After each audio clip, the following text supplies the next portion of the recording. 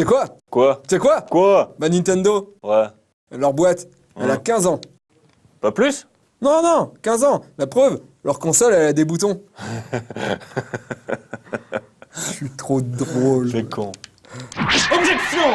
On connaît tous Nintendo comme étant le géant du jeu vidéo qu'il est actuellement. Pourtant, la compagnie existait bien avant l'émergence des loisirs vidéoludiques. La compagnie fut fondée en 1889 par Yamauchi Fusajiro.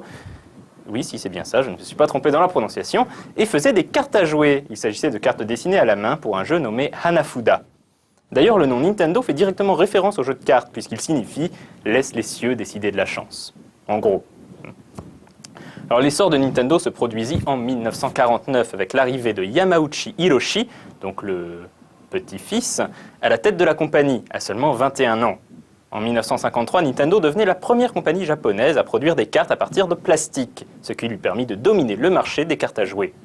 En 1959, la compagnie signait un accord avec Disney pour produire des jeux de cartes à l'effigie des personnages du studio américain. Ce fut un tel succès qu'en 1962, Nintendo entrait en bourse. Malheureusement, la fin des années 60 vit aussi l'effondrement du marché des cartes et les tentatives de Nintendo dans des domaines aussi variés que le riz instantané ou les aspirateurs furent des échecs.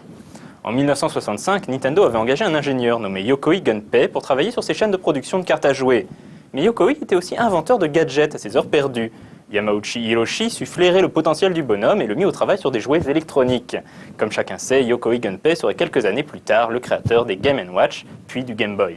En 1977, c'est Miyamoto Shigeru, le futur papa de Mario, qui rejoignait Nintendo. Son arrivée coïncidait avec l'entrée de Nintendo sur le marché de l'arcade, avec un jeu nommé Computer Othello. En 1981, ce fut bien sûr le lancement de la borne Donkey Kong, et le reste appartient à l'histoire. Alors si vous voulez approfondir votre connaissance du sujet, les éditions Pixel Love ont sorti un très joli bouquin qui s'appelle donc L'histoire de Nintendo et dont je vous recommande chaudement la lecture.